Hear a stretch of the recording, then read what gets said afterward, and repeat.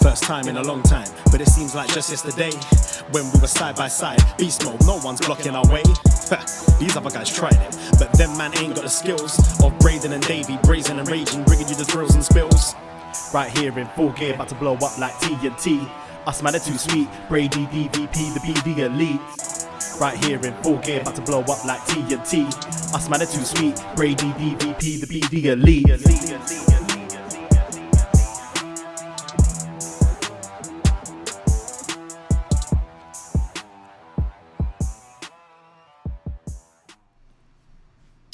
Hello, Davie Portman here from Up Next for BDElite, twitch.tv/upnextpodcast, youtube.com/upnext, and wherever you find your podcasts. But I am not here alone today to talk all about this 3-year anniversary show of AEW and the 3rd-year anniversary of BDElite. Braden couldn't be fucked today. He didn't want to celebrate 3 years. He's not a birthday guy. But I did enlist someone today, and he came all the way over from Australia just for this very show. It is Mr. Dickie Bird. G'day, mate. How are you doing? I'm fine. I'm, celebrating like 3 years of a show that I feel like maybe I want to go back and start watching from the first episode again. Yeah, that might be kind of cool. Because I don't know, maybe I'm not 100% fully invested as I was at the start, but I think that's fair to say, and I think there's been a lot going on in the last since Brawl Out with that press conference. Even before that, with stuff with Kingston and Sammy. And all these reports today, which I'm sure you've heard of by now, TMZ reporting about another backstage fight between Sammy Guevara and Andrade. Andrade being sent home, his match being pulled from Rampage this week against 10. However, Sammy main eventing this show and getting the pin. A lot of going on there. We've been following the kind of Twitter beef. What is it? Andrade put in an interview that Sammy was being a little bitch because he was complaining about being hit too hard, and Andrade was like, "This is wrestling," and then Sammy taking exception to that and putting out some tweets saying that, calling Andrade a jobber and he's only there because of who his father-in-law is. And obviously Andrade not taking too kindly to that either. So what do? We'll put them in the same arena together and see what happens. Yeah, I mean, I guess so. Tony Khan is a kind of weird dude because he promotes this kind of activity backstage, but then is like, surprised when any of this happens. Of course this is going to happen. But I guess the other one that made me laugh as well was Sammy tweeting to Andrade that he should go back to the WWE where all his friends are or something like that. Right. And I'm thinking, like, it's not the best time to be tweeting shit like that. I think there's a few people in that backstage locker room who want to do that. But I mean, at this rate, I guess TK should, like, I don't know, put like hidden cameras everywhere and like try and catch one of these brawls in the wild and sell it on pay-per-view or something. I don't know. Yeah, I mean, it's just getting it's a lot of fun to follow. Like, don't get me wrong, I love a bit of drama, but it's just getting a bit embarrassing, and it doesn't make this company look very good. And it's especially when it's taken the attention away from the product that's in ring, and it just feels every week we're kind of talking about something going on, and the show is suffering because of it. I think it's this kind of big cloud that's hanging over.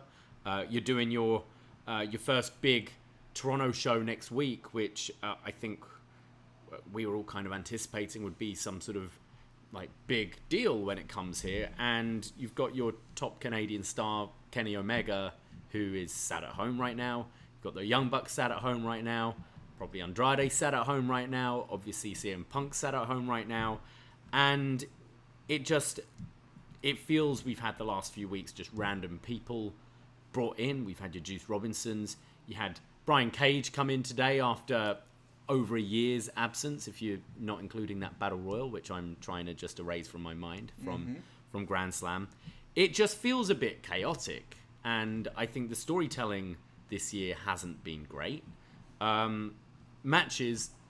We've had some fine and great matches in AEW. It's the wrestlers are there, the talent's there, but yeah, it's the 3rd anniversary. This arena, when you consider they were at the Capital One Center for the debut, smaller arena. I think you had a look at how many were sold on WrestleTix. 3,000 were distributed as about 4 hours before the show started. Yeah, which is kind of sad, I think, for a big anniversary show. And this looked and sounded like it today. The whole top bowl was empty. It was very dark lighting, trying not to capture this crowd. It just looked a little sad, I thought. Yeah, I mean, what a difference 3 years makes. And I kind of I don't know, because I hate shitting on something, but I sort of, I don't know, I gave it its 3 years. I think even John Cena, I used to get pissy at him because he would say stuff that I thought was a bit unfair for a company that's just kind of starting or whatever. And he's like, so how long until that it's justifiable? Yeah. And I said, well, I would probably say 3 years, because that's when at least the initial contracts, talent contracts, were signed for 3. Some of them have an option for 4 and all that sort of stuff. So that's when you could start seeing Tony hopefully going, okay, we're moving on from you. We're, because a lot of the talk was initially complaints about the roster size. Remember those days? Yeah. Remember that was when the biggest problem was, sort of thing. But yeah, I've gotten to this point now where I'm kind of all right, look, this time last year I was the biggest AEW mark, and I did a watch along with you guys for Extreme Rules. You guys weren't even there. It was me, Eric, and Dan. Who we actually met up and relived those memories. And that was an awful, awful show, and we just had All Out from last year, and with Danielson and CM Punk's first match in 7 years, and Adam Cole comes out and stuff, and it's just I'm on that watch along as well, losing my mind, all that sort of stuff. What a difference a year makes. Yeah. I'm here traveling from Australia, and I could have gone to Extreme Rules. It's the day before I have to start leaving to go home. Obviously, back when I was planning things, that was 4 months ago or something? What a difference 4 months makes. Yeah, you'd have been absolutely not. Yeah, I'm not going to that. That's right. And then they announced the Canadian Toronto one, and I was like, damn it, I have to go home. I can't make it for that one. Whereas now, ever since then, and a lot of it is this backstage, unprofessional, embarrassing type of thing. I don't know. I'm just kind of I don't even know who's going to be on these shows, because some of the people that I wanted to come see at Grand Slam got suspended. Yeah. I guess. Injuries are injuries. It happens. You can't blame anyone for that. But, I mean, if you're literally saying you can't keep your locker room under control, and thus cannot even give us any type of guarantee of the people that might be on these cards because of that, that's bad. That's really bad. But, card subject to change and all that sort of stuff. So, yeah, I'm not going to Extreme Rules, but I am going to the GCW show. So. Gotcha. Yeah, there needs to be some changes. Tony Khan definitely needs to put his foot down. I think he said today that the press scrums are still going to happen going forward. Don't know how good of an idea that is, but I think some definitely changes need to be made backstage, and things need to be tightened up, and also just maybe Tony's got too much on his plate. I feel I've kind of said this before, that he's talked in the past about how he had his notebooks and he'd have his fantasy e-feds growing up and had all these things planned from a kid. Maybe it was about two years worth of stuff, and now he's got to come up with new stuff. Maybe writers aren't a bad idea. You've just had WWE employ a director of long-term storytelling. Maybe something like that, someone overseeing, because there are some matches that happened today which were fine, and actually some matches that I think with a bit of hype I'd have been more into, but you're just thrown a graphic sometimes hours, days before, And why do I care? There's generally no reason for a lot of the stuff that we watch, and that is what bothers me the most. I mean, you've got a live Rampage this Friday, and a Battle of the Belts, and because you're doing it all live, you're also going to go head to head with the second hour of SmackDown. So I don't know, maybe this week was the week to, tighten it up. And I mean, what do you think? Yeah, I mean, skipping ahead, like they announce, as you said, it's a live Rampage and Battle of the Belts. It's not taped kind of after. Normally, it's just like now on Wednesday. Yeah. They've announced, in my opinion, a Wednesday after Dynamite dark taping of Rampage. You've got Private Party and Rouge versus the Blackpool Combat Club, Sky Blue and Madison Rain versus Ty and Anna Jay, Death Triangle versus Dark Order, which is the replacement for the Andrade versus 10 match, Nice and Woods versus Varsity Blondes. That's Rampage. And then on Battle of the Belts, you've got Jade versus Willow Nightingale, FTR versus Gates of Anarchy, and Pac versus Trent Beretta. No disrespect, there's some fine talent there, but that isn't a show that's going to make me buy a ticket for that Friday night show.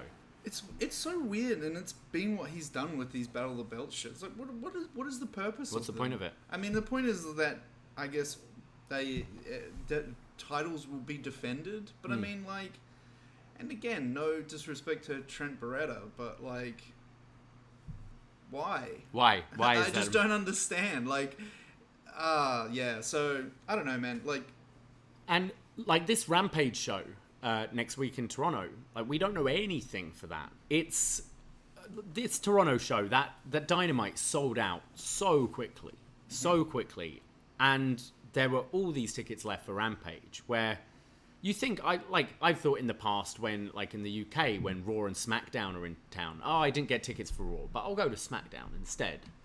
There's people see through it. They know what Rampage is, and they don't want to pay that money for a second taping. I felt like, obviously you don't have your Kennys, but both nights should have been announced a while ago. You look at the ticket sales. Oh, we need to give Rampage a boost for next Thursday. Announcing matches next Wednesday for the next day isn't going to be enough to make people buy tickets. You want to get it out there sooner. And I guess you can understand if it was, again, the usual format, taped after Dynamite. For sure. Because you've already got people in the building and all that sort of stuff. But if they're going to do more of these live, independent, or, like standalone or bunched with something else like a Battle of the Belts, they're going to keep doing stuff like this. Yeah, I don't know. I don't know. It's just me thinking about like how many times people have said like, I think Dynamite might need to be 3 hours because they jam so much into it. We've got a third hour and it's shit. Yeah. So do we need a third hour? Because it might just be filled with crap, Yeah, and I feel like there's no point in producing. Sure, it's not in a great time slot. It's a Friday night. A lot of people are out on Fridays. Friday at 10. Cool. But then if you're just going to treat it as a throwaway, why even have it? Like, wouldn't you rather... You missed a hell of a match last night with where the story moved forwards, and it's on you. Well, you can catch up Saturday morning or whatever. Because you typically don't watch Rampage. You'll be like working or something, most on Friday nights, right? I don't think I've ever heard you talk about how you've got to go back and like watch an episode or something. Punk's debut, I guess, yes. The first time when they did Omega versus Christian. Sure. Some pretty big. That's it. Pretty big stuff. That's though. it. It was the first 2 weeks of Rampage.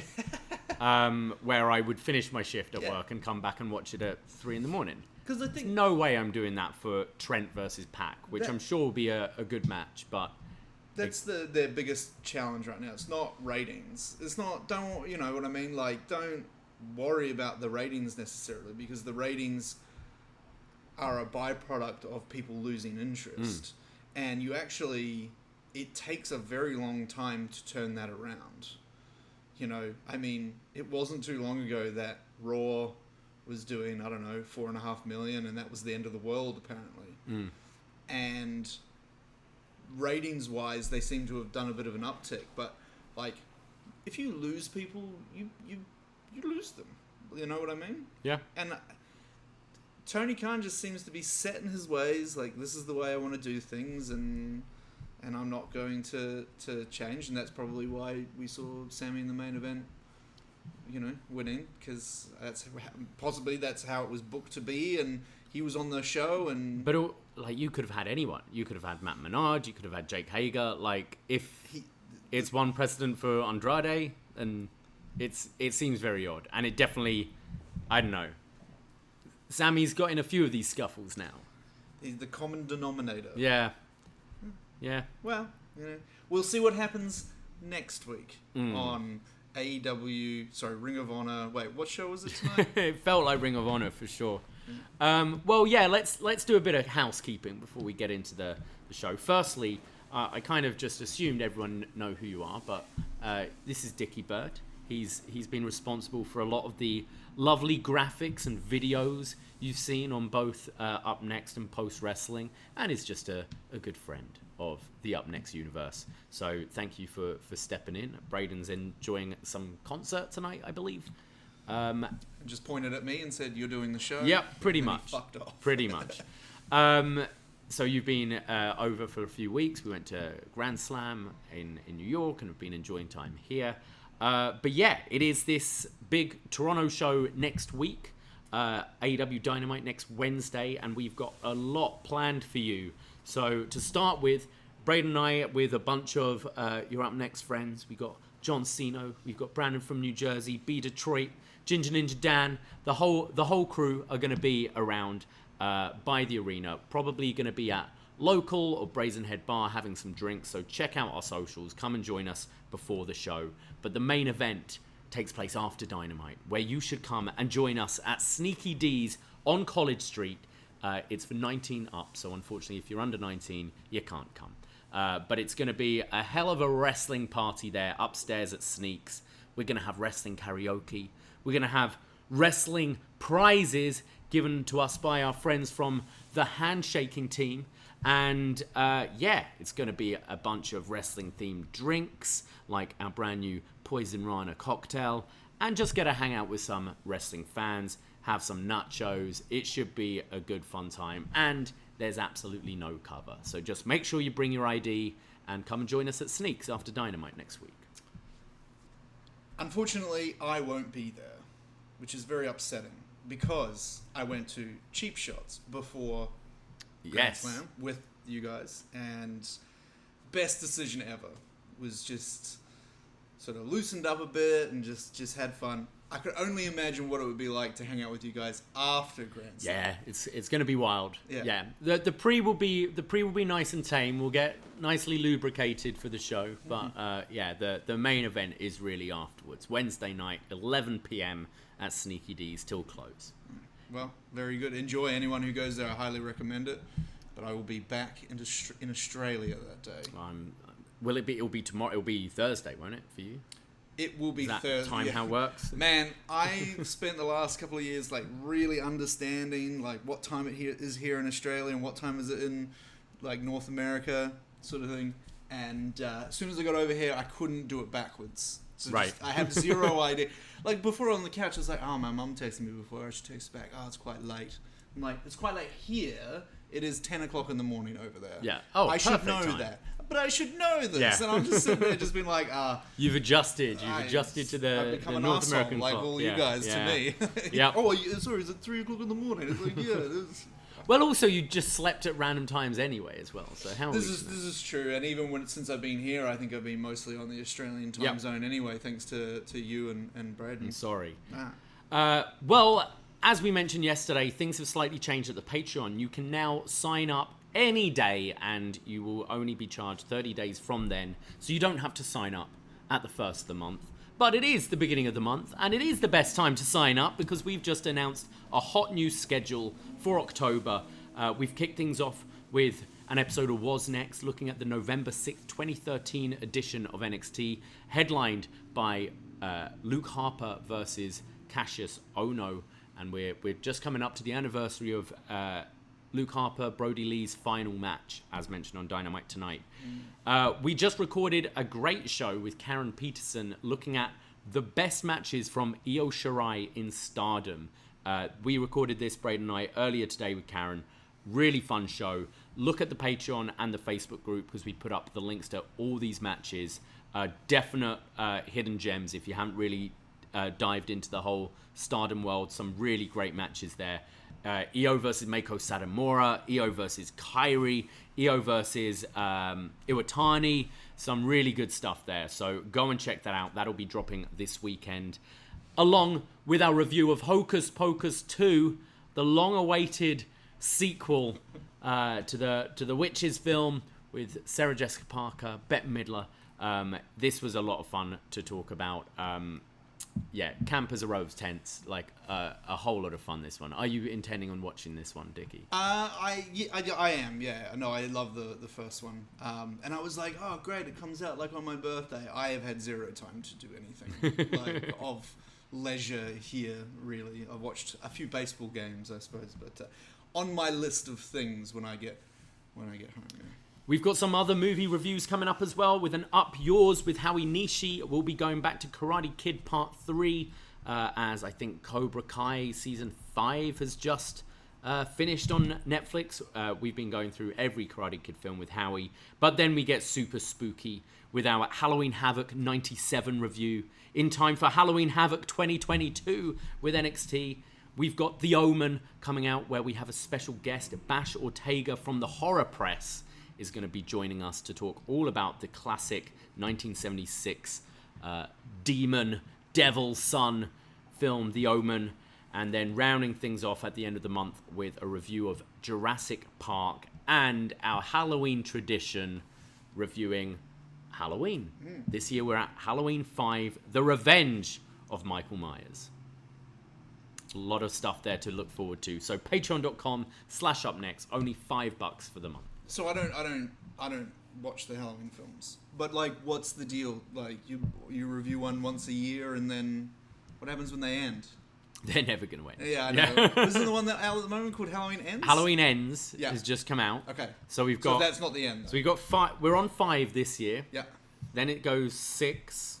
Then it goes H2O. Then it goes Resurrection. Okay. Then it goes the 2 Rob Zombie films, right. I believe. Okay. And then it's Halloween Kills, Halloween Ends. So there's 13. So we've got 8 years. Okay. Yeah. We might be onto other things by then. And they would have made more movies by then. For 100%. 100%. So yes, all of that to look forward to. But I think now it's probably time to get into some AEW Dynamite. It's the 3rd anniversary show, and we're kicking things off with MJF in his first match, and I think they said 125 days since he got powerbombed repeatedly by Wardlow. Gotcha, yeah, right, okay, sure. Taking on Wheeler Yuta. Uh-huh. Yeah, this is a match been set up over the last few weeks, and Wheeler Yuta kind of coming out with all that fire in Philly last week, setting up this match. They've done a lot on Twitter to kind of promote this and promoting their history together and how they've fought each other and kind of grown up in the wrestling world together for all these years. So pretty cool to see it on national TV. MJF takes Yuta down with a series of arm drags and does his like strut. And then Yuta replies with some arm drags of his own and mocks MJF with his strut. There's a lot of MJF just posing, soaking in this crowd. He rakes the back of Yuta. There's a gut-wrench suplex from MJF for a 2. And then Yuta comes back with a series of Germans, goes up the top, and MJF just rolls out the way. MJF comes back with a double stomp to Yuta's arm. Yuta goes for a Rana, but gets caught in a powerbomb across the knee. Powerbomb backbreaker there from MJF. Yuta hits an enziguri, and now both guys are rolling around the ring with pin attempts. And it goes to the jackknife onto MJF, who bridges up. MJF then goes for a tombstone, but this gets countered by Yuta, who goes for a tombstone of his own. But MJF counters it back, but that gets countered into a victory roll from Yuta for a really close near fall. MJF rolls that back, and this time crosses the ankles of Yuta to get a 2 count. And then MJF goes up top for an avalanche tombstone, but Yuta starts well, it is National Scissoring Day, scissoring his legs to get out of this hold, and then rakes the eyes of MJF, starts biting his forehead, hits the Rana off the top, followed by a tope suicida, and then Yuta climbs the top as MJF rolls halfway across the ring and gives Yuta the finger, and Yuta thinks, fuck it, I'm going to jump anyway, leaps 3/4 of the way across the ring for this splash, which was really impressive, but then MJF catches Yuta with the Salt of the Earth, the Fujiwara armbar, and starts cranking back on the arm to get the submission win.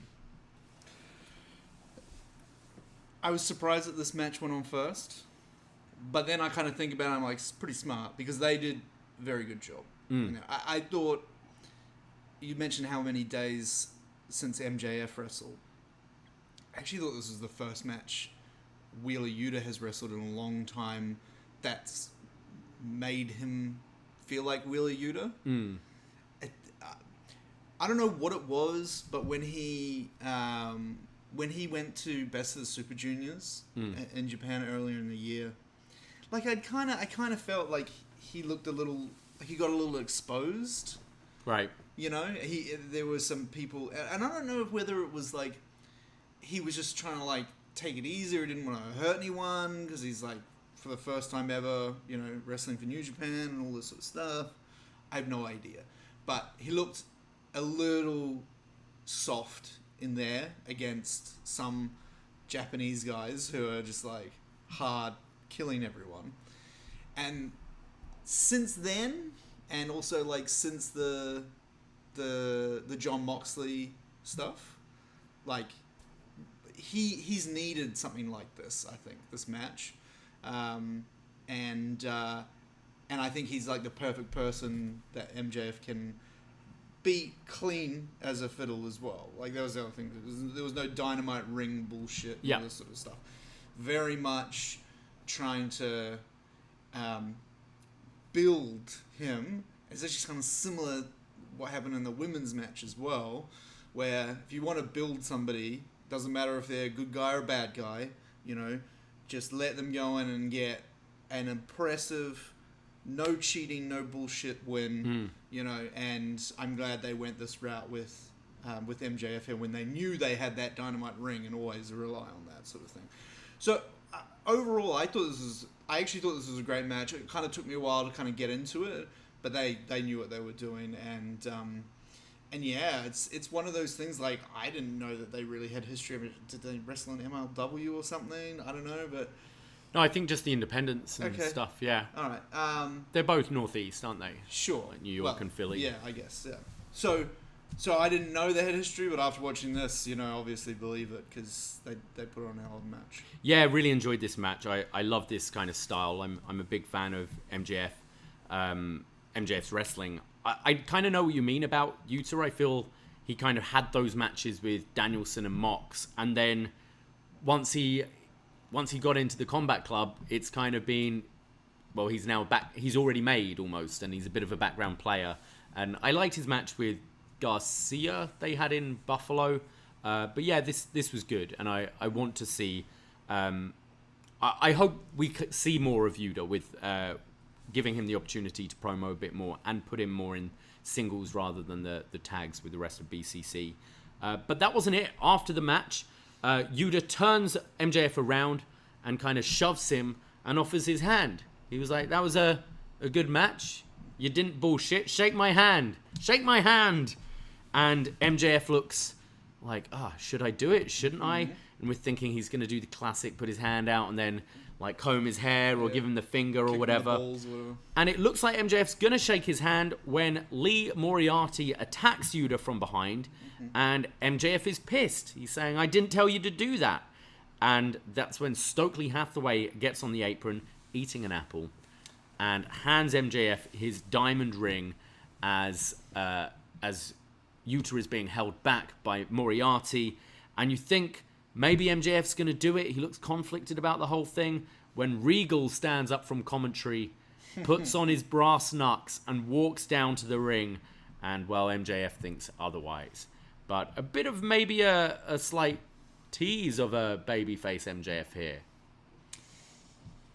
Yeah. it's just weird because before all the Punk stuff that happened or whatever, I'm like, you can do this. You can bring him back as a babyface to feud with Punk, and kind of naturally the crowd's gonna, the crowd might actually turn in quite an organic way. Obviously, the stuff with Punk happened, and they had that great moment where he comes out pretending to, and with the Bills shirt on and stuff.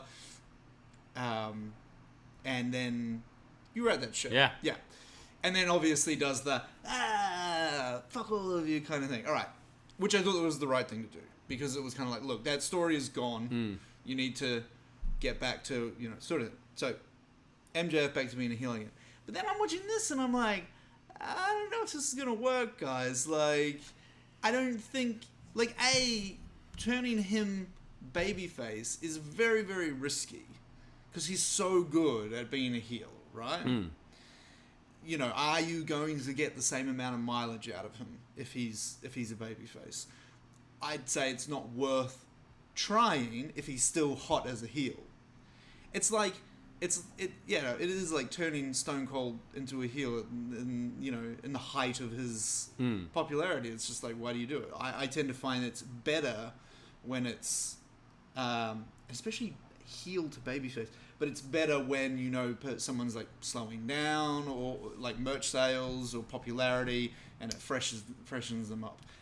I don't know if I'd stay away from a... I find it weird, because I think he does have that babyface popularity already, and I think people are enjoying him just as a character, full stop, right now. And it's still, since he's been away for a while, a bit of a honeymoon period again for him. I just feel you've already done the fake out not too long ago. You've just put the firm together 2 weeks ago. It's really early to be teasing some sort of tension between them. And I actually liked at that Buffalo show how you could kind of see how a babyface MJF works, and that still do the insults. It was like, oh, you're all fat slobs, but you're my fat slobs, that kind of thing. And the crowd goes wild. Exactly. So I think there is a way to make it work. I think he'll be a huge babyface one day. I just don't know if this was the time for it. You're building, he's doing the whole I'm the sneaky Money in the Bank heel at the moment. So I don't think it's the right time to tease maybe having thoughts of shaking a guy's hand after a match. And certainly the firm has hardly been established yet. Yeah. It's not like they've had any real matches together to establish them yet. So I thought it was a bit puzzling. And first of many handshakes, or not handshakes, on this show. Oh, man.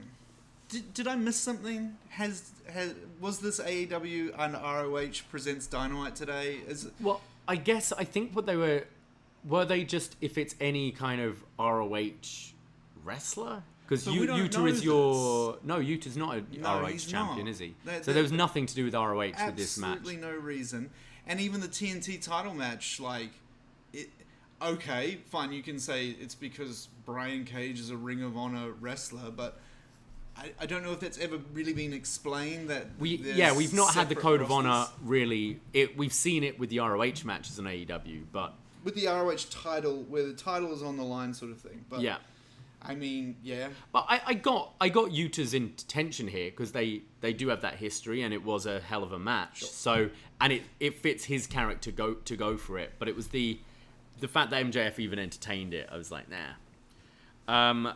We then go backstage to the JAS. I was going to call them in a circle. Matt Martel saying that Garcia, after everything we've been through together, you want to stick it in our faces and team with Danielson. And then you take this hat that we gifted you and you threw it on the ground. And then Jake Hager, who's wearing the hat, goes, I like this hat. Which I like Jake. I think when you use him for just one line like this, he's pretty funny. And looked ridiculous in this purple bucket hat. Mm-hmm. Jericho says that Garcia's like a petulant child who will stick his fingers in the light socket even when told not to.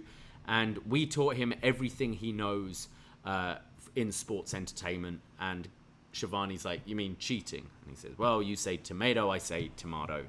And Sammy starts to talk, and we hear for the first time heavy boos from this crowd who have clearly been reading their TMZ today. And Jericho then says next week he will continue to desecrate the Ring of Honor legacy and be still the Ring of Jericho champion. Do you find it interesting that stuff leaked to TMZ first before anyone else? It's usually not how things go. No. And especially, like, AEW. Yeah. Like, I could see a big... I mean, you don't hear about backstage brawls in WWE. No. But I could imagine if something like that had happened, a TMZ would be covering it. And AEW, I just expect Sean Rossap, really. It's either that or TMZ have invested in just, like, following AEW around where they go because they know there's shit going on. There's shit going to happen, yeah. Anyway. We go to our next match. Jay Lethal taking on Darby Allin. Jay Lethal has said that he didn't want Sanjay Dutt and Satnam Singh in his corner tonight. Don't know. Okay. Pride. So he has pride, does he? And, yeah, I guess so. Excalibur notes that Bobby Cruz is still recovering from last week's Judas Effect shot. Again, don't know why he's saying it in this match, because this is just just an AEW match and has nothing to do with Jericho. Wait, hold on. This was... Yeah, okay. It's okay, I see Jay Lethal and I think ROH. Maybe that's it. Maybe, I guess. It starts... There are some quite nice wrestling at the start with some stand and switches, both just matching each other move for move. Darby hits his beautiful, like, floating springboard arm drag, and there's a bit of a stalemate there, and Darby kind of offers his hand, and Lethal doesn't shake it there. Again, I don't. He's like, oh, good, we wrestled well there. Lethal then starts to attack the knee. Darby hits a Scorpion Death Drop, and then there's a Dragon Screw off the top rope from Lethal, and he applies the figure 4. Darby eventually manages to get on his stomach. Goes up the top to hit the stun dog, but Lethal kind of pushes him off. He lands on his feet. Lethal goes for the lethal injection, but Darby blocks it by kind of ducking and barrel rolling Lethal over his back, which I thought looked quite nice. And then Darby hits the code red for a 2 count, and this is when Sanjay Dutt and Satnam Singh come out, and you see Lethal is like, wait, no, I didn't want you here. Go back. Why? I don't know. Darby's distracted and gets knocked off the turnbuckle. Then Darby, when Lethal's sending them to the back, Darby hits a Rana for a pin attempt on Lethal.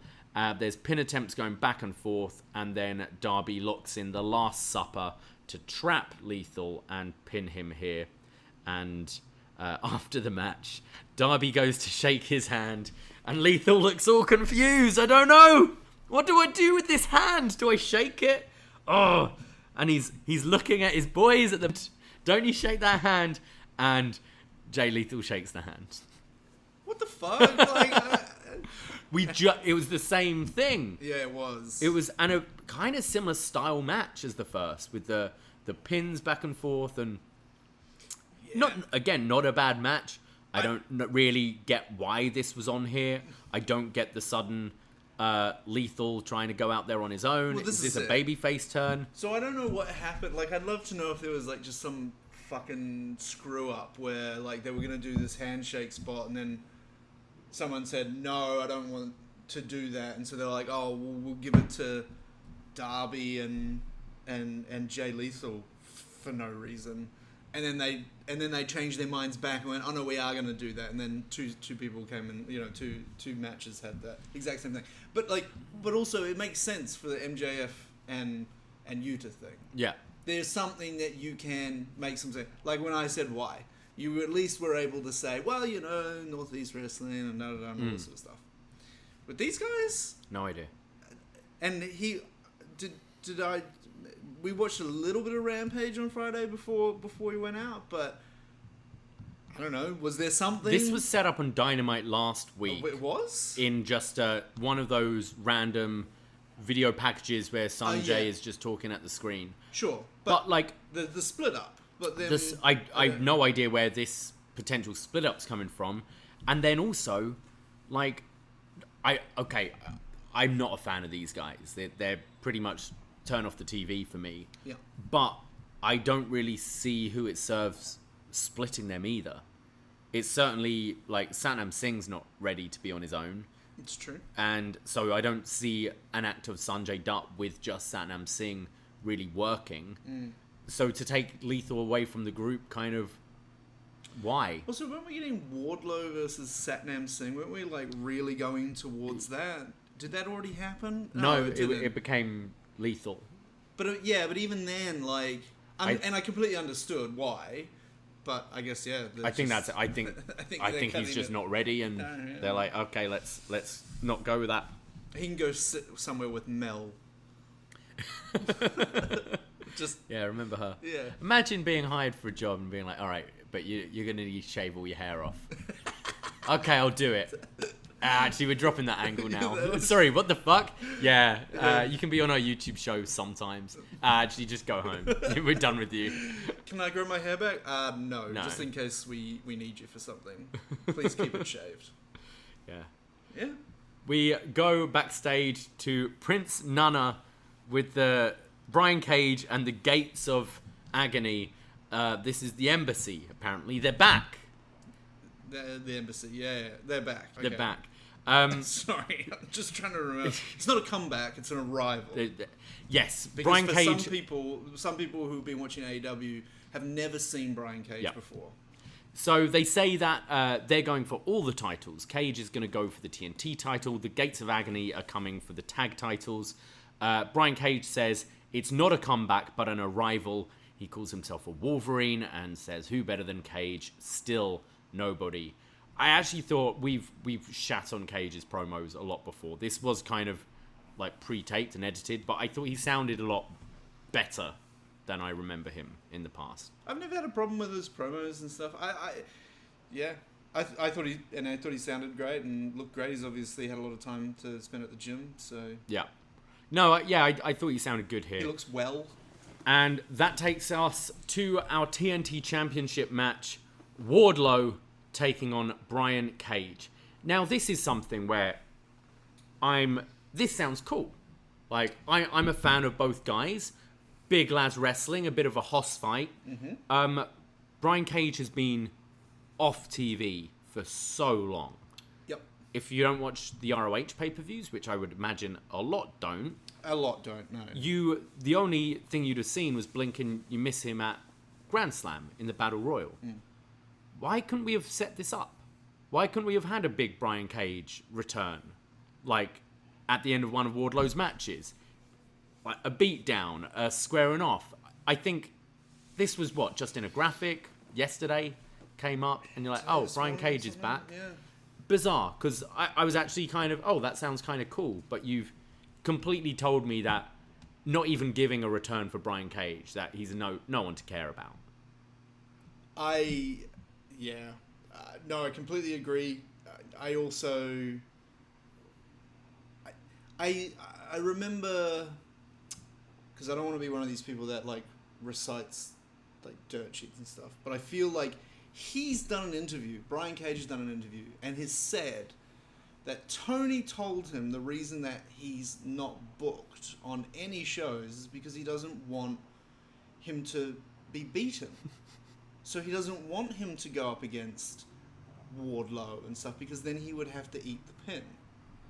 So I was like, I don't know, man. Like, I don't really give a shit when people lose. Like, it doesn't matter to me. But okay, fine, understood.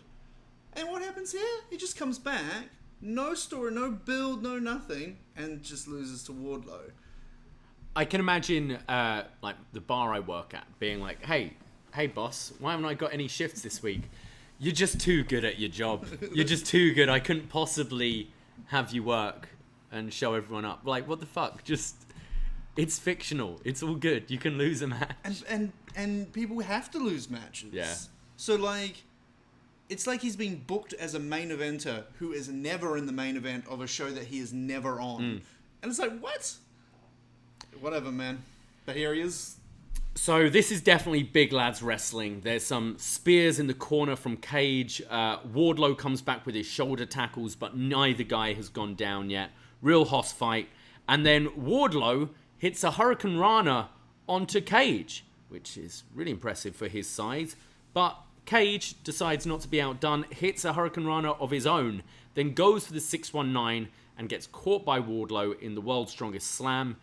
After the commercial, Wardlow hits like was it a swanton off the top to a standing cage? Look, Swanton on top of the standing cage. I wouldn't be able to tell you, to be honest. To be honest, I actually mixed up these two guys. Okay. A lot of the times when I was wrestling, I'm like, oh, well. Starts delivering these German suplexes over the head, belly to belly. Cage then suplexes Wardlow from the apron to the ring, which we've seen him do on smaller guys, but on the guy's size of Wardlow, very impressive. Hits the F5 for a 2 count, and then Cage goes for a powerbomb of his own, but Wardlow gets out, headbutts him twice, follows up by a huge lariat, and then hits the powerbomb to Cage, hits him a second time, a third time, and a fourth time, and Wardlow retains his title in a pretty fun hoss fight here. After the match, Wardlow picks up Brian Cage and he offers him his hand, and Cage looks conflicted and he's looking to the back at the gates of agony and Prince Nana, and he doesn't know whether to shake his hand or not, and he shakes his hand. That may or may not have happened. I don't think it did. But for the first bit, when you started saying, like, it was like, yeah, that did happen, didn't it? Yeah, look, I thought it was a good match. Like, I thought it was good. I like a bit of reasons as to why things happen, so that does take it down for me. So could you have just imagined if there was a story behind this? Because it was a great meaty men slapping meat. Yeah. But nah, just chuck them in, whatever. And never to be remembered again. Yeah. Yeah. Even on, what was it, War Joe against Woods and Nice, was that a week or so ago on Rampage? Have him come out then, at the end of the match, to challenge. Again, give Rampage a reason. What happened? Oh, Cage came back. Like, well, okay. They are back on Rampage. Yeah. Josh Woods and Tony Nix. Yeah, well, they are, yeah. They Don't are. know why, but they are. No, I actually thought this might have been Wardlow's best title defense. I thought this was really entertaining. Like you, would have liked more of a reason. But after the match, the Gates of Agony, I've not made these guys up. That's a team. For someone like yourself who doesn't watch like Rampage and probably not even like Battle of the Belts, and then not really, I guess, any of the ROH pay-per-views and stuff like that. Like, I know you cherry pick and stuff like that, something good. Like, yeah, you would just be like, Who the fuck are these? Who the fuck are these guys? I saw these on a Rampage in, I think it was Rochester. Yeah. And,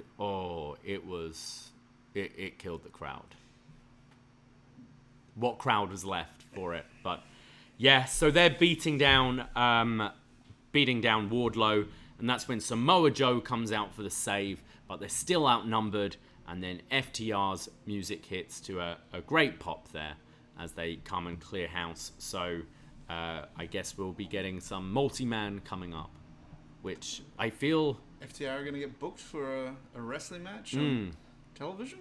Yeah, so they announced that at Battle of the Belts, it's going to be FTR defending the ROH titles against the Gates of Agony. Okay. Yeah. That's not what I meant, and probably not what they meant when they said, book me, book Tony. me. But yeah. Anyway. Yeah, they'll be on at 11:30 on Friday night. Against who? Gates of Agony. Oh, okay, right. The Embassy.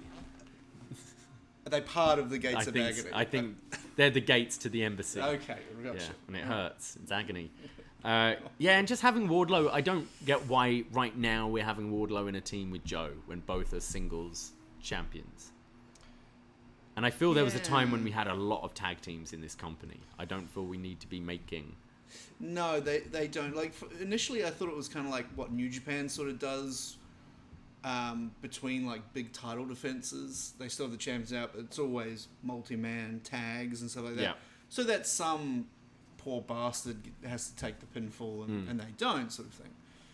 They're both champions, so that doesn't really help. Nope. And if that's the case, then they shouldn't be teaming at all. Guess Joe is your TV champion, right? So they both got the TV the belts. champion of the show that we just watched, because that was a Ring of Honor show.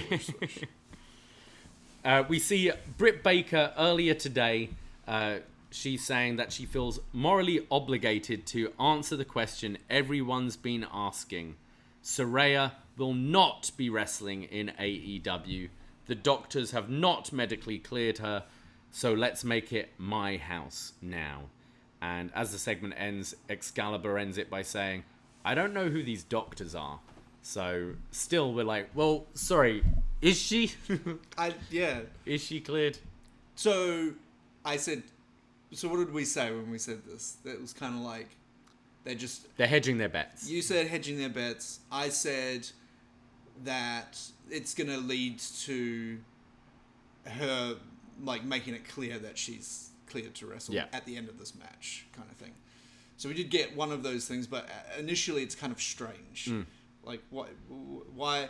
And I guess the third option was just Tony being petty and like wanting to, like, because it's the one thing that you didn't even discuss on the show because it happened after last week's Dynamite, is Paige went on quite the tear on Twitter, as well as Tony as well, I guess, in regards to it and stuff. But yeah, just in terms of, I mean, just look up Wei Ting's Twitter and have a look at that. Nailed it Specifically. But then it's more on top of that. It's I'm sorry, is she? What's her role? Because it seems like she's the champion of this company, but she's not a wrestler. Yeah. You know. So yeah. Anyway, it left us very confused. This promo by Brett. It did feel like as well when Tony Khan is always trying to like answer all the criticism they've had that last week. So it's like, let's throw Britt out there. But this does have a payoff later. So exactly. it is storyline. But I think at this point where there's a bit of bad will with this Saraya thing, it felt an odd choice to kind of do this. I feel like maybe AEW should just have like national like no tweeting month. Just let TNT and TBS Twitters like help promote. Just chill, guys. Read a book. Yeah. I think... Do you know what I think? I think that it trickles down from the top. You lead by example. Yeah. Why do you think everyone's getting into all these, like, nasty little things? Because they see their boss doing it. New Year's Eve last year, Big Swole wasn't good enough. Yeah. You know, that was from the boss. Yeah. Yeah. And if you see your boss do stuff like that, you think it's okay for you to do it as well. You know, and I'm not saying it's going to be without fault or accidents, whatever. Sammy's still a dickhead, so he's still going to be a dickhead. And things did happen over in WWE, but remember, Vince was never on Twitter fucking screaming at people and trying to, like, you know, tweet at David Bixenspan as to why, you know, Wardlow's having this match or something, or whatever it may be. So that's why I think that it really is just Tony needs to stop. I agree. We go to our next match. It's a 6-woman tag. The team of Jamie Hayter, Penelope Ford, and Serena Deeb taking on Willow Nightingale, Athena, and Toni Storm, led out by Saraya. Again, another big reaction for Jamie Hayter here. Jamie Hayter was the star, even though they weren't supposed to do it like that, but that's what happened. So I, again, noticed in these walkouts, you've got the heel team, which is made up of the wrestlers, the heel wrestlers, and then once they've all come out, then Rebel, whatever her name is, and Britt then kind of come out. Babyface side, big entrance for Saraya. Not even on this team, don't even know why she's here, but she gets the front and center, first person out, her own entrance, and then the geeks come out afterwards, you know. So again, the geeks with someone running to take off Athena's backpack during the entrance before we cut to like Tony's entrance. So actually I thought this match was quite fun. Loved it. Penelope goes for a Rana and Athena lands on her feet and does her kind of thumb na thing, which she should stop.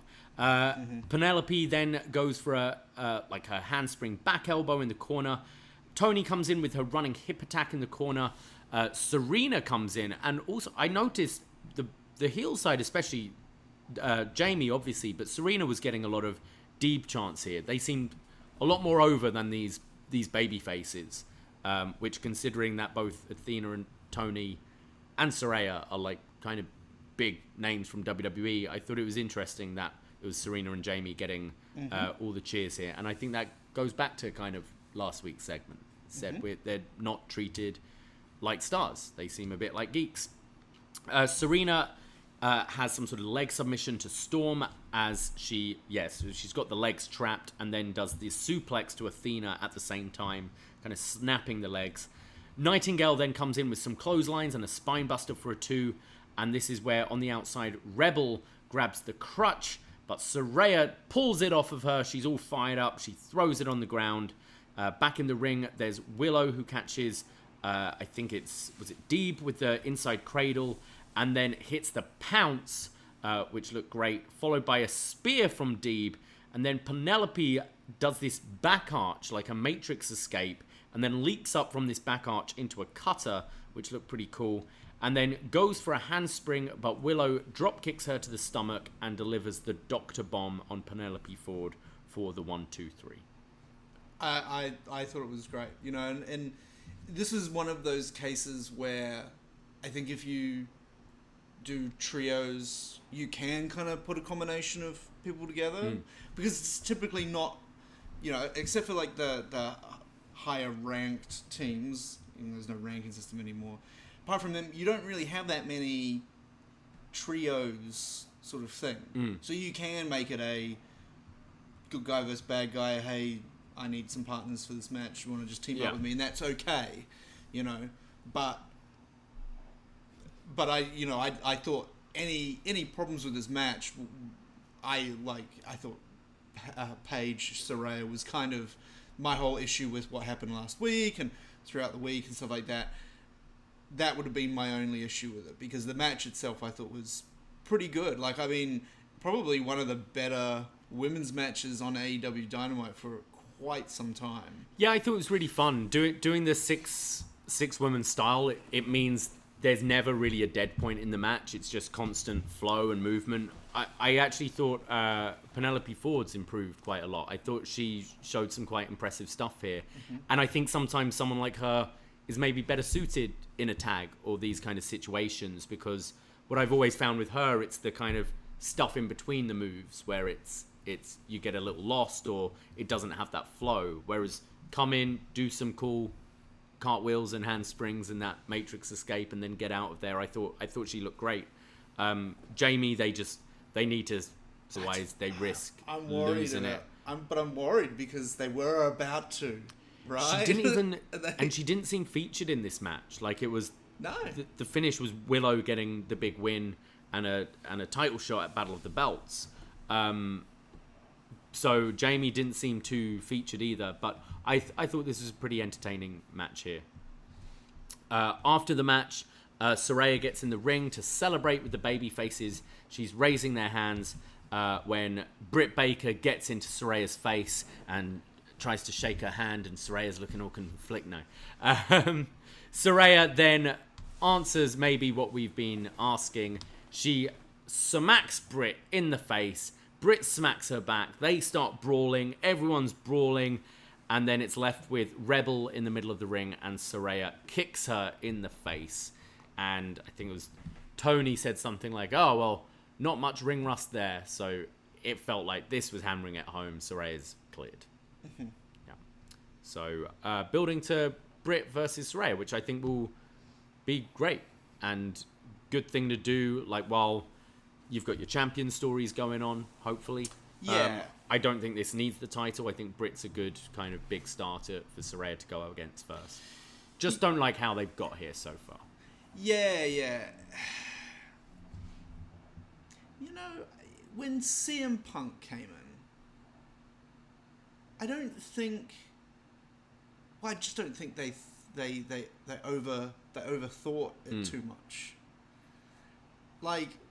Because immediately you just think to yourself, it's like, okay, well, we can do Punk versus this person.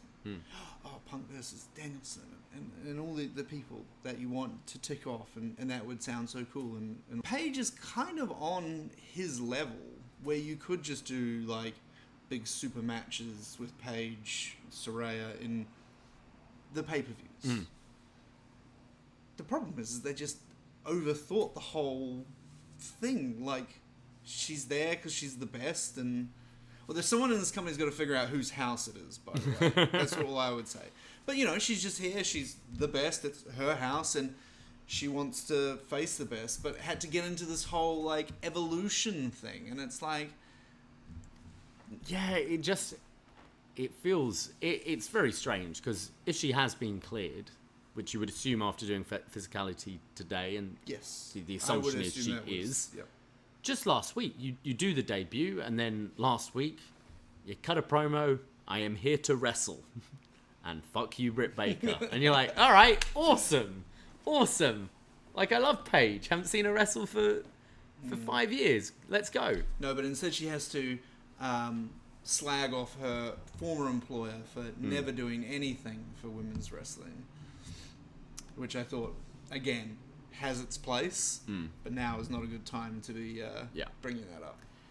We go to Rush with Jose backstage, and they're, Jose's having a word with Private Party. Where's Andrade? Yeah, Andrade's not there. And Jose is mad because he's like, Private Party, I've seen you've been hugging Matt Hardy, you've been hanging out with Matt Hardy, and he's showing all these clips. He's like, look at this time when Rush came out for the save. Where were you? Doing nothing. Look at this time when Rush came out for the save. What were you doing? You weren't doing anything. And I need you to do the right thing. Otherwise, we will take you to court because we know Matt Hardy is contract tampering. Yeah. Another Tony thing. He's, whatever. But the truth is, if you ever saw me hugging Matt Hardy, I would expect you to come and give me the same kind of talk. Yeah, what are you doing hanging out with Matt Hardy? Yeah. Pretty much. Well, let's go to the highlight of the show. It's National Scissoring Day, people. Of course. We have Matt Caster do his rap. I'm not as good as picking this all up as Braden, but he talks about the Senators inner trading. We did it on our own because we're homegrown. And Biden said, "Scissor me timbers," and didn't even stutter it. I missed the rhyming bits, but yeah. But it was once they basically got to Bowens and stuff. The crowd just started. It's almost like these guys don't even need to come up with clever raps anymore. Anyway, it's just because they're an overact, which is cool. There's big "Scissor me daddy" chants. There's a scissor section in the crowd. And, Anthony Bowens welcomes us to the first National Scissoring Day. I need to own the whole of Billy Gunn's attire here. The "Oh Scissor Me Daddy" shirt. Yeah, number one on Pro Wrestling Tees, yeah. The black, pajama bottoms with the pink scissors all over them and the pink sneakers. Okay. Looked great. Would you wear the shirt the same way where he kind of rolls it up? Fuck yeah, I would. Yeah. Looked awesome. They say that they are the best team in the division. They're the tag team champions, and they're the winningest team in AEW history, and they're the best damn homegrown team in AEW history. And the "Scissor Me Daddy Ass" is the #1 t-shirt in 2022, and AEW no longer stands for All Elite Wrestling, but Acclaimed every Wednesday. Hear that, Tony Khan? Fuck Rampage. The Acclaim's here for Wednesdays only. And Anthony Bowens says that he is the Sultan of Scissor. And National Scissoring Day was trending, so we may have new people watching today. And they explain what scissoring is. Well, it's a handshake. It shows teamwork. It shows unity. Not two guys thrown together like Keith Lee and Sneaky Swerve. And they say Sneaky Swerve may have you believe that they are the most popular team in the industry, but they're wrong because everyone loves the Acclaimed. And this is not Swerve's house. And this is where Billy interrupts and says, "This is Daddy Ass's house." And then for some reason does a Rock impression. Well, I think it's pretty clear what's happening, but keep going. Okay. He does it for the millions and millions of the Acclaimed fans, and he says, "Well, today I went to the Capitol Hall in Washington DC, and well, I'm presenting you with something, and it looks like maybe he's giving them the key to the city, but it's a giant gold pair of scissors, which Bowen starts running around the ring. Can't Don't that. run with scissors. Max now gets on the mic. He's telling everyone to fucking scissor each other. So the whole crowd are fucking scissoring away. It's beautiful. There was a lot of fucking scissoring going on, that's for sure. And then he starts talking about this place meaning a lot to him because Washington won the Super Bowl at Super Bowl 17. He says, I wasn't alive then, but that meant a lot as my dad was on that team. And his Super Bowl ring is his prized possession. And he achieved greatness, and I did when I won these titles. And this city often represents the ugly side. It represents the division in this country. But we can all agree that everyone loves the Acclaimed. There's no red, and there's no blue. It's pink, and we all look good in pink. I agree. And says that they're going to have the first bipartisan scissor to unite this country. And they're all about to scissor when whose house? Page. Wait, no, yeah, the other one. Swerve's music hits and comes out to booze. But I thought this was beautiful up to this moment. I thought this was one of my favorite promos because I could not for the life of me figure out if they were like tweening and they were about to like go heel on the Washington football team or something. You know, it felt like one of those setups. But then, like, but then serious. Oh, shit, yeah. He's talking about the division within the country and stuff like that. And now we're back to scissoring. Yeah. I was like, oh, my God. I just went, maybe the edibles kicked in during this, but I went kind of this place with this whole thing and just thought it was amazing. And fuck Swerve for coming out and ruining it. Right? Yeah. That's how you get heat. Right? I thought it was great. And this team representing, like, I mean, they definitely fly the flag for like the LGBTQ community, and I think this kind of this statement here where it's like, okay, we're not red blue, it's just pink, baby. Yeah, that's it. I thought it was beautiful. I think they're so good. You compare this segment to yesterday's NXT State of the Commonwealth, which both segments could have been very similar. Like it's a title celebration, in-ring tag team promo with a couple of goofballs doing goofy things, but night and day. This act is so over. It seemed like genuine, like organic. Didn't feel particularly scripted, although it clearly was because there were some great lines in there. I thought this was awesome. Now, and this is the other thing about like how important it is that they're really the first homegrown like champions. Yeah. And I'll need to make sure of that because I guess maybe like Wardlow is TNT or whatever, but definitely like tag team champions. And I just think it's like super important to not even really care too much about the championship because it's fake. You put it on whoever you want, sort of thing. Like this is like they are proper over. They're just ridiculous. I mean, you've probably seen them a few times, just going to the shows, but we definitely saw them at Grand Slam. The pops were so loud, and even just I went back and watched that on TV. It was loud. We were loud for them, and that's hard to do. You don't see shit like that every so often. So good for them, and I think you put the championship on them to kind of mark that as you finally did it. We didn't just give you a belt. This was striking the iron when it was hot. Yeah, they did it at exactly the right time. But it's not, oh, we're going to give you the belt.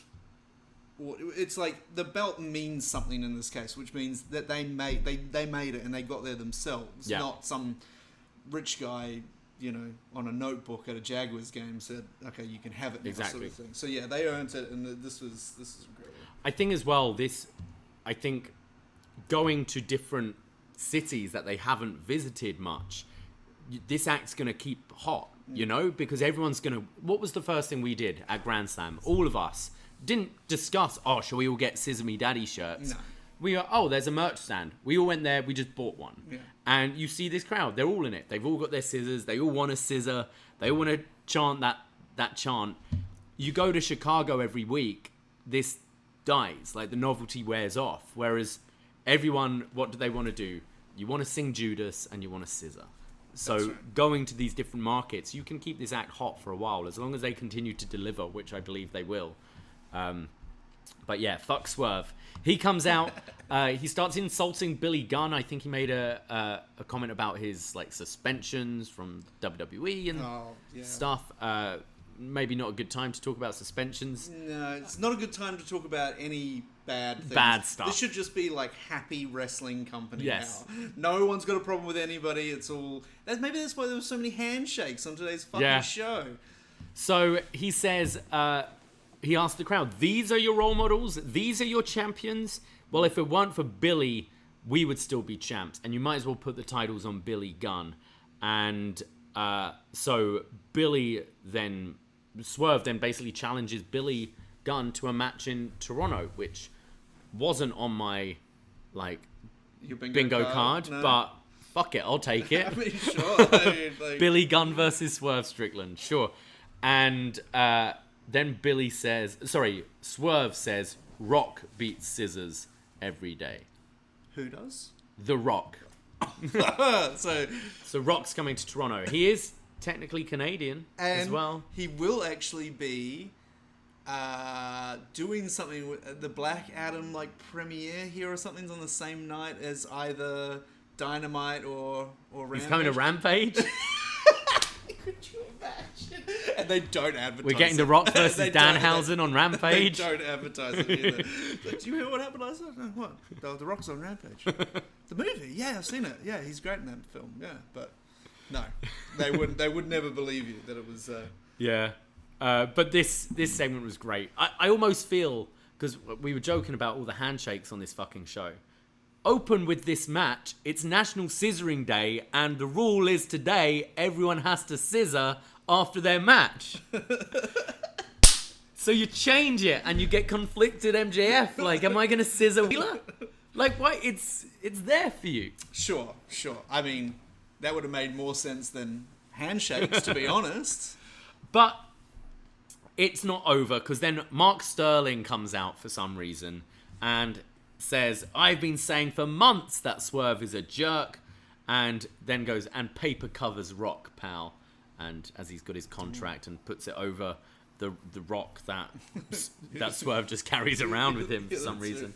And Sterling says that the Acclaimed need him because they can't do it by themselves. And he then says, let's give the people what they want, and let's all scissor each other. Mm-hmm. And then they just beat him up, and it ends with the split-legged leg drop thing. The scissor me timbers to Sterling, and Billy Gunn accepts the match. Okay. So of all the things, of all the weird loose ends that this company has, the tying up of the Swerve and Sterling trying to get these signatures. Yeah, Mark Sterling and Swerve storyline. I mean, I didn't think it was necessary, but fine. That's fine. You did it. Okay. Where did the Elite go? By the way, is there any story on that one? Weren't they the Trios champions? Why did they? Were. Yeah, they just disappeared one day. We go to a video package for the Dark Order. This is saying that basically they're going to be facing for the Trios championship on Rampage. That's right. So does Tim lose his mask if he loses this match? Is that thread just gone? Is Andrade just gone? Have we seen the last of Andrade? No, I don't think he loses his mask. But I think he should lose his mask. Because that was stipulation for the Andrade match, right? But if Andrade lost, he would leave AEW. I think maybe he went to Tony and went, I'm losing, by the way. I'm just going to shoot on the thing. And Finger poke of doom. Yeah. I'm just going to go down and lie down. Wouldn't that be funny? It's a match where both guys actually want to lose. Because I think deep down Preston Vance doesn't want to wear this fucking mask anymore. It's Slapjack's mask. And it is. Man? And Andrade doesn't want to be in this company anymore. No. So it could be a double count out. Yeah. It could, yeah. But instead, no, none of it. So it's going to be Reynolds, Silver, and 10 taking on That's right. the triangle. The death triangle, that's the one. That should be fun. The triangle of death, yeah. We see Madison Rayne, who's identified as the head of the women's division. Yeah. Has this been we know that's her role, but has that been acknowledged on TV before? She was brought in as a coach. Yeah. Don't 100% know if that was acknowledged on TV. I don't think so. But then I don't watch Rampage or Dark, so. Well, see, I don't watch Dark either, and if he's saying you've got to watch Dark for to get the whole thing, I'm out. But what you can do is listen to Shot in the Dark every Wednesday. John Cena Evil will run through all Dark Elevation, any kind of wrestling that you may have missed. Level Up, what else there? New Japan Strong, all those shows in 15 minutes or less. Give it a listen. It's free on this very feed, and can tell you all about Madison Rayne. So she says she's with Sky Blue here and says she sees a lot of potential in Sky Blue. This is when Anna Jay and Ty Mello interrupt, and they say that Sky Blue doesn't need a wrestling trainer. They need a sports entertainer trainer because she needs more charisma and flair. And Sky Blue says, I agree, I could work on my sports entertainment, and then you two could work on your wrestling. And they challenge each other to a tag match, and then Madison goes, it's gonna be entertaining. No.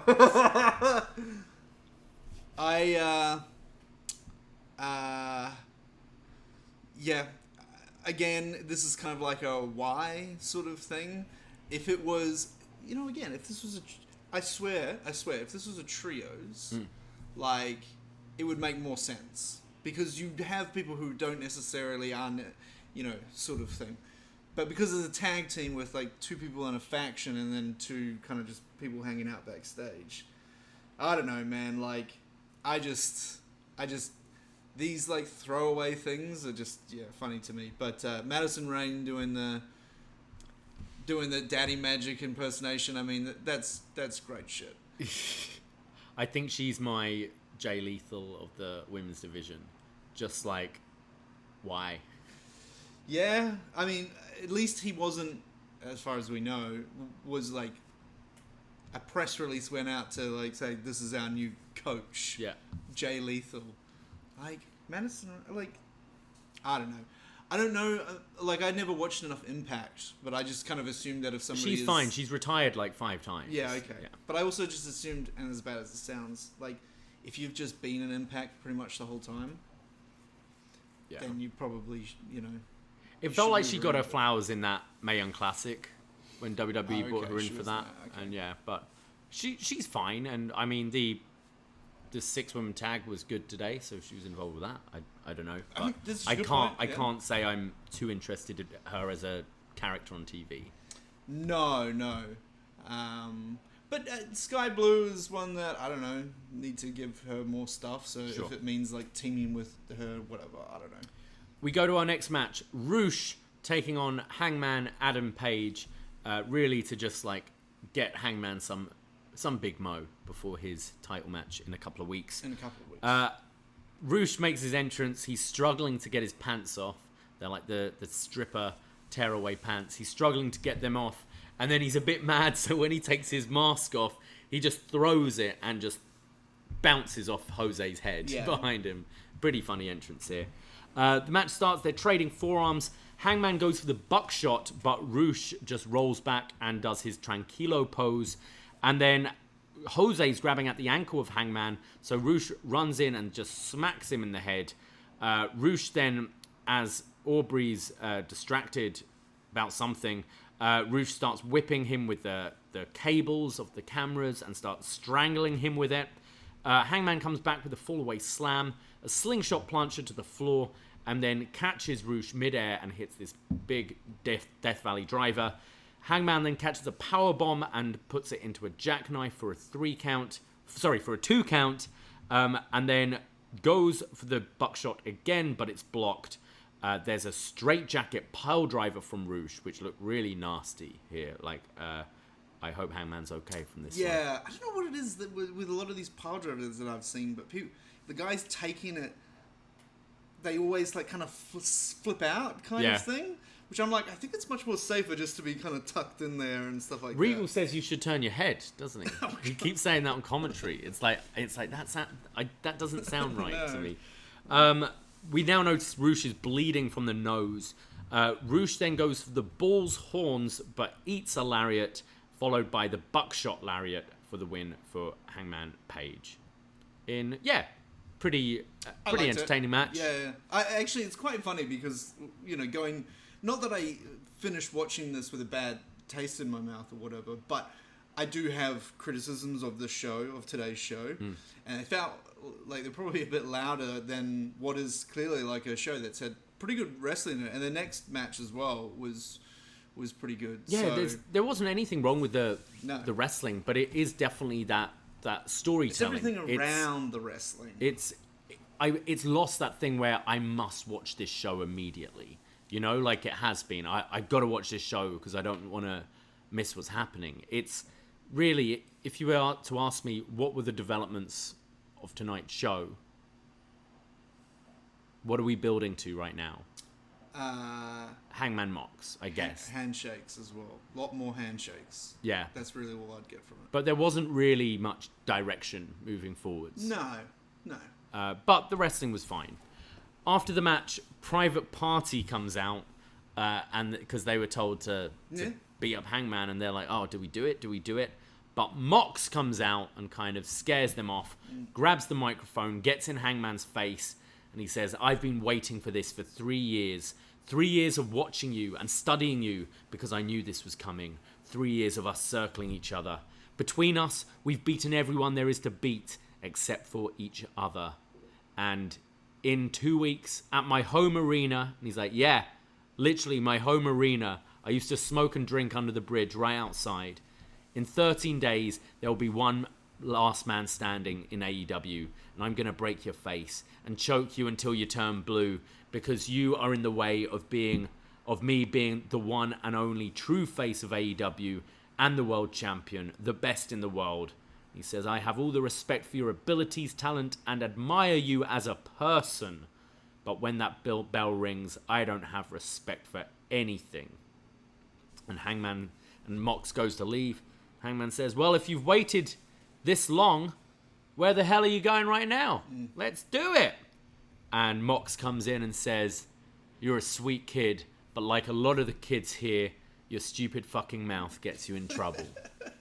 I'm assuming that's what he said. Yeah, it kind of bleeped it out here. Yeah, exactly. So a little bit of a shot at Sammy as well, probably. I guess, there. And in 13 days, watch your damn mouth. Yeah, I'm hyped for this. I think it's a shame because I think Hangman's probably going to lose, but I think it's going to be a hell of a match. Yeah, so I wasn't really that hyped for this until I saw this promo. Because it's like, oh, Hangman won the Battle Royal, the Geek Battle Royal. It's like, doesn't he always win the Geek Battle Royal or something? And then like last week, I didn't feel like, I can't even remember anything that was happening. But this was a very good promo to build something that's not happening next week, but in 2 weeks' time. So I do wonder what the final push will be next week. Thinking like, are they going to be like a tag team against Private Party? But like, they don't really do shit like that. No, they, put the, what is it? Can they coexist? Yeah, shit, they haven't really done that much. No, I liked what I like here as well is that I felt Mox was kind of the stuff saying I admire you as a person. It's all this, Hangman's being caught up in all this punk stuff and had all this shit said about him. And I think having Mox kind of be like, think you're a good dude. Still going to fucking break your face and choke you out. But it was kind of like redeeming Hangman in a way, I felt with this. But no, I am excited for the match. I kind of feel obviously it's going to be in Cincinnati, which is Mox's hometown. This feels like a big like anniversary show main event. You've got your your first main eventer of AEW Yeah. of Hangman. You got Moxley, who's kind of been the franchise. It feels big. It feels like it could be a big pay-per-view match. So I hope going forward that they really make this a big deal for that Cincinnati show. I mean, this episode of Dynamite didn't feel like an anniversary show. No, not at all. Um, It felt like a Rochester show. So yeah, I mean, I think that I 100% agree with you, and I think it should have either been they just moved this anniversary a little later or something, because you're not going to really, who cares? If it's in the same month, you can call it your anniversary Dynamite, right? And they should have maybe like had it with something of more substance like that, because they've usually been pretty good with stuff like that. Though all the like even the one in the Quake by the Lake or whatever was Moxley Jericho 2 whatever for the title and stuff like. And you're like, why is it on a random episode of Dynamite? And it's like, it's not a random episode of Dynamite. It's Quake by the Lake. Yeah. Well, this had the opposite effect, where it had a title, and there wasn't that much going for this for the show. But super excited about obviously next week for you guys. But yeah, this Cincinnati show looks pretty good as well. Yeah, I'd have liked to have seen this match. This would be cool. We go to Willow Nightingale backstage, who says that after that win, she wants a shot at the TBS title. Okay. Which seemed a little weird because no one associated with Jade was in this match. No, that's right. And if anything, only people associated with the overall women's division championship was involved in that match. So she should probably be thinking about going for that one. Yeah. But no. No, she wants... Well, I guess the other one's just interim. She wants the legit TBS title. Yeah, that would probably... Yeah, that would... Okay, I get you. You'd be like Wardlow, just be like, I don't want no interim championship. I want the real shit. The baddies then come in, get in her face, and Jade reminds her that I've beaten you twice, and sounds like you want to be 39. And Willow points out, hey, you can't win forever, and what if it's 38 and 1, and I am the one? And we get the graphic. It's happening at Battle of the Belts next week. Great. Do you see Willow Nightingale beating Jade Cargill at midnight next Friday at Battle of the Belt? No. I can't say that I'll even go out of my way to watch it, because it really depends on what kind of state I'll be in. Wait, it's this Friday, isn't it? Anywho. Yes. Okay. So you said next week before. Sorry. Yes. No. I have to travel to Atlantic City on Saturday morning, so I don't think I'll be watching it. But I don't think she's got a chance, and it's not really drawing me to watch this. Maybe it'll be more of a competitive match for Jade, though, a bit on the longer side, because they do seem to, over the last couple of weeks, been giving Willow a little bit more. They have been giving Willow a little bit more, and they've also shown that there's really not much left in the dregs of the women's division for Jade to squash. Diamante at Rampage Grand Slam or something. Yeah. Right? No Trina on this show. No Trina on this show. But we got to see her live and in person. No one can take that away from us. Next match, Luchasaurus comes out with Christian Cage to take on the Sacrificial Lamb, Fuego del Sol. Chokeslam, Luchasaurus wins. Squash. I have nothing to say. No, me neither. After the match, Christian tells Luchasaurus to powerbomb Fuego onto the ramp when Jungle Boy comes out for the save and smacks him with the chair and says, "Look at me!" to Luchasaurus. "You are my best friend in the entire world. Look at me. You are my best friend. And after everything we went through, you went with him. And I'm going to break your nose. I'm going to break your arm. I'm going to break everything. You choose the time and the place, and I'll be ready." And Christian says, "We're in Washington today, and we ain't doing that in this cesspool in front of these losers. So the match will take place in my hometown next week in Toronto, Ontario, Canada." And this, Jungle Boy versus Luchasaurus next week. That's correct. That is a match that is happening. Yeah, I don't know if I'm hyped for it. I should be. I like both guys, but yeah, I think it's just been Luchasaurus has just, well, we like him because he's quite charismatic in the ring and he's got a great style and and all that sort of stuff. He doesn't really do that anymore because he's a heel now. yeah. So A, like he just has squash matches, and B, I don't know if we'll see him do fucking standing shooting star presses and stuff like that. No. I don't know, but yeah, it could be alright. I mean, those two guys would probably, they know each other very well, so that's... It's unfortunate for Jungle Boy that this... Right, it's unfortunate for Christian, obviously, as well, but it's... This feud was really hot, and I felt All Out was too far away from the match. It felt like it peaked a few weeks before All Out, and then you had the injury, and they obviously want to keep this angle going. They want to eventually get to this Christian Jungle Boy match, but it's just been treading water. So we went back to the Luchasaurus thing. It should be a big deal. Like, they were tag champions together. I think the match could be good as well, but is this all Jungle Boy's going to do for the next 6 months until Christian's back? Like 6 to 8 months. Yeah. Like tricep tear or something. It's like, this has to be it next week. Yeah. You know what I mean? I don't know how. I don't really think about it that much, but I don't know how they're going to get out of it. But but Jungle Boy, I imagine, is going to win, and thus he's beaten Christian. Yeah, I think they want Christian on this Toronto show. 100%. So you can't have him wrestle. So have him there with Luchasaurus, do the match, and then Christian can go and rehab, like be off TV for a while. Jungle Boy can move on to something else, having got this win over Luchasaurus, and then when Christian's ready, you can go back to the feud, I guess. Yeah. We get a video package for Pac versus Trent, which is happening on Rampage. I'm surprised they didn't. I figured they were going to announce Ethan Page versus Pac for next week, but I guess you got to get this Trent match out the way first. You got to get the Trent match out of the way first, and I'm trying to figure out the rules. So they'll announce like the couple of big matches for next week's Dynamite, as they've done. They generally don't do any Rampage stuff, and because they're trying to promote like what's coming up next, like what's on the next show, and it's 2 shows. It's not just one Rampage or whatever.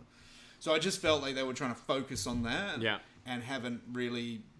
It's going to be day of stuff. It's kind of like today with I'm pretty sure, was it today or yesterday morning with Wardlow and it was maybe yesterday at the earliest. And so like I don't think they're going to do again, even though it's a Rampage that could really help getting tickets sold. Like I don't think Tony's going to change his strategy, so you might still definitely get it. Does he care about tickets? Really? Like, is it just TV he's worried about?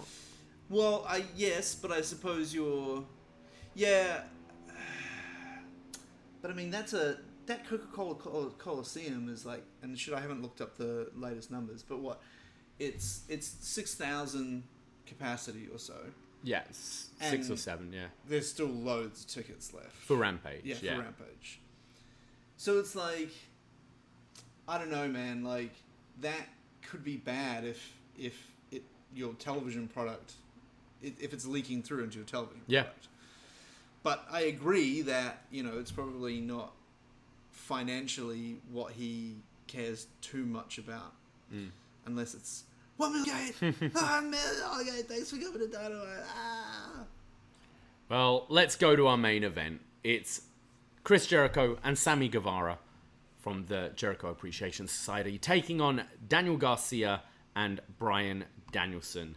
And wouldn't you know it, the match starts and Jericho offers a handshake to Garcia.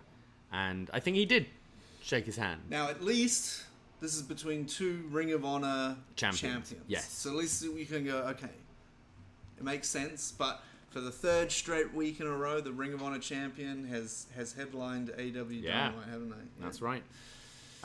And will next week. Sorry. Next week will be the third one. There are these gator rolls from Garcia to Jericho. I was actually surprised they started with these two. I thought they'd build up to the moment where Garcia and Jericho square off, but they started the match with these two. And Garcia gets on the back of Jericho and smacks his head kind of patronizingly and then flicks the dirt at him, kicking up his shoes. Jericho answers with a chop, Garcia with one of his own, and then Danielson comes in with his tope suicida to Jericho on the outside. Guevara hits a top rope Spanish fly to Danielson for a 2, and now Sammy and Jericho do their old Le Sex Gods pose in the ring. This is where we get "fuck you, Sammy" chants, which were pretty audible on TV. Danielson and Jericho are going back at it, and Sammy jumps off the top rope to try and get involved, but just gets punched in the face. Garcia is now stomping down on Jericho in the corner and hits this big PK. Goes for a second PK, but Jericho catches it and goes for the walls, but Garcia counters it into the Dragon Tamer, the sharpshooter, Scorpion Deathlock, whatever you want to call it. Then Sammy super kicks Garcia to break it up, hits a corkscrew plancher to the outside to take out Danielson. Back at it with Jericho and Garcia, chops back and forth. There's the lion salt from Jericho, but Garcia gets the knees up, and then Sammy leaps off the top and gets caught into a crossface from Garcia here. Danielson takes Jericho down with his label lock, and then both Garcia and Danielson start doing the hammer and anvil elbows. They go for a double avalanche back suplex to Sammy, but Sammy flips over, landing on his feet, and hits a one-man Spanish fly to Brian. And now there's this pop-up kick to the spine of Garcia from Guevara, and then goes for the GTH, but Garcia lands on his feet. There's then a sit-out pile driver from Garcia. Brian jumps off the apron with the knee to Jericho to take him out. Now they're brawling on the outside, and Jericho catches Danielson, slamming him on the table. I am the table. Didn't quite break. So him right up and hits a vertical suplex through the table. Sammy then hits a crazy-looking GTH to like the side of the head of Garcia. I thought he knocked his head off. Oh man, this looked brutal. We always say this about this move, but this one especially. Wow, and when you know, like, one of the last people to take that move was from Tay, not from Sammy, you know, broke her nose and just had to get surgery to fix it. So that always is in your mind sometimes. Yeah. Similar to like the Kenta's GTS. Yes. Like, it always looks like he's gonna... Is it Brian Kendrick he broke his nose? Yeah. He broke his orbital bone, yeah, and so stuff like that. Garcia continues to punch down on the face of Sammy. Sammy's beating down on Garcia, goes to the top, goes to the shooting star press, but Garcia gets the knees up and then applies the Dragon Slayer to Sammy. And as they're getting to the ropes, Jericho clocks Garcia with the Ring of Honor title belt, allowing Sammy to pin Garcia. So JAS stand tall, and the whole JAS come out to appreciate them. Yeah, the JAS. Did you mention at the start, like, Daniel Garcia like came out to his own music and Tron and stuff like that? No Matt Martell intro and all that. Yeah. So it was kind of like, it was kind of funny because I guess I figured it's just funny how Sammy pins Danny Garcia, because it's just like they're both in the same faction and stuff. Like, it's like they're gonna do this and you know, it'll be interesting to see where things go with it. But yeah, kind of left. It was kind of a bit of a downer. Yeah, for these guys who don't have a rampage afterwards, I'm sure there'll be a dark match, or Tony Khan will come cheer them up and stuff like that. Yeah, but it was kind of like Yeah, I found this. I mentioned it last week. This split of Garcia from the JS it'd been brewing for a while, but it didn't feel like it had that big, like, moment where he rips the shirt off to show a BCC shirt, or it's like, no, fuck you, Jericho, or anything like that. It seemed a little anticlimactic, and I kind of felt the match, as I said, just starting with Jericho and Garcia, it's like, okay, all right, he has left the group. Has he? Yeah. Okay. Yeah, he got clocked in the head with the title. 100%. But I thought you could have built this up a bit more with is he or isn't he with them, and build to that moment when Jericho and Garcia face off, and is Garcia gonna fight him here? So and yes, they do. I expected it to be a is he or isn't he thing. Yeah. And I think my brain just kind of got it in there that is he in or is he out? And the way you've just explained it to me is like, no, dude, did you see what happened? He left, yeah. He's gone. Like, they fucking murdered him at the end of this thing. Yeah. Like, they put a hit on him and they took him out, and he didn't have the music, he didn't have the thing, and I'm like, huh. It felt like it definitely should have had a bigger moment when he left this group. Instead, he got a bucket hat that he didn't like and was like, I'm just going to wrestle with Brian. Yeah, I think we both sounded really negative on this show. I thought the wrestling was fine, but it does just feel a little directionless, this company at the moment, and definitely with all the suspensions and fights and all that, it's frustrating because I love this show. I have loved this show, and I want it to do well, and I want it to be better. With the roster they've got right now, it should be better. Absolutely. Even with your Adam Coles and your Omegas and your Young Bucks and your Punks out, I think you've still got stars there. Like, go back to let's rewatch first episode. Let's rewatch the whole thing, because they arguably have way more talent. Well, obviously they have way more talent, but like the breadth of talented people that they have now versus back then. Their mid card and low card are like way above their mid card back then. When you think, no offense, but Sean Spears was in like top matches to start with. Your mid card was your Peter Avalons and your Lever Bates and that kind of thing. The talent has improved vastly. 100%. But that's my point, that it was still a show that felt like it had direction back then. And it's, I'm confident that, I'm confident that it'll come back, but I do think that it's important to voice things when you don't like them, instead of, I don't know, just trying to come up with reasons that it's still good. When Homer's watching the pig fly through there, it's still good. Just got a little flames on it. It's still good.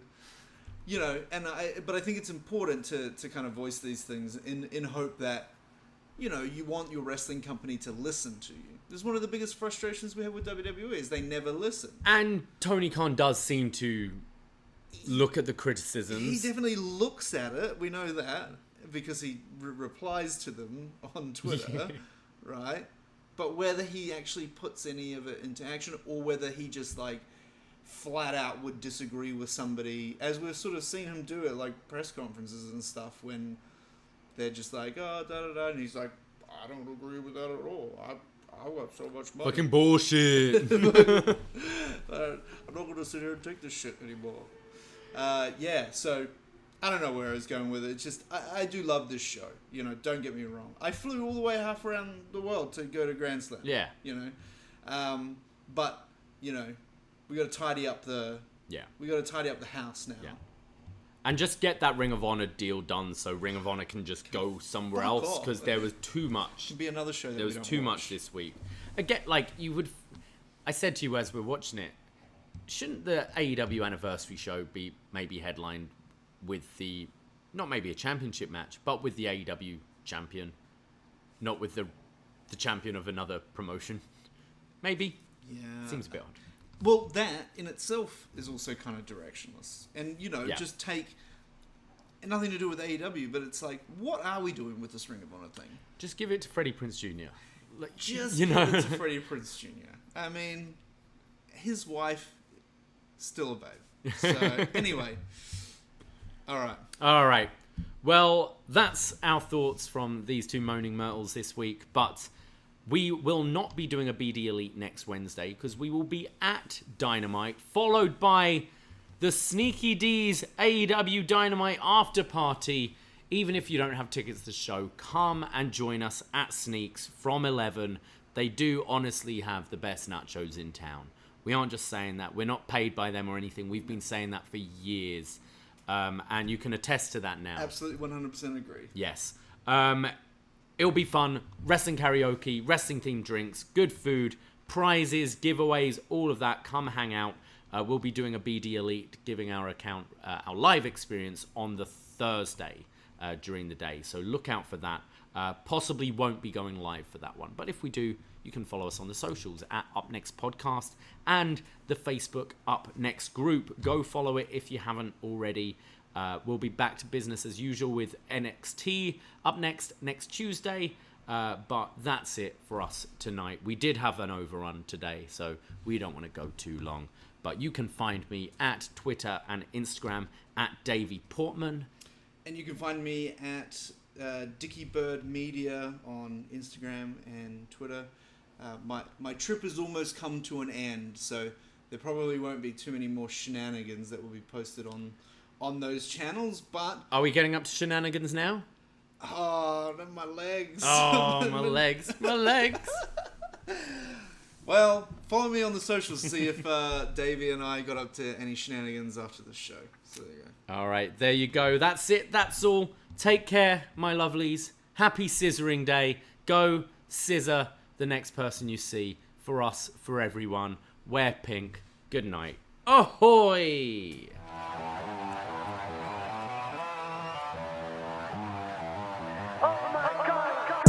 First time in a long time, but it seems like just yesterday when we were side by side. Beast mode, no one's blocking our way.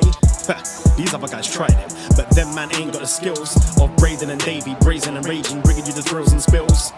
Right here in full gear, about to blow up like TNT. Us man are too sweet, Brady, DVP, the BDElite. Right here in full gear, about to blow up like TNT. Us man are too sweet, Brady, DVP, the BDElite.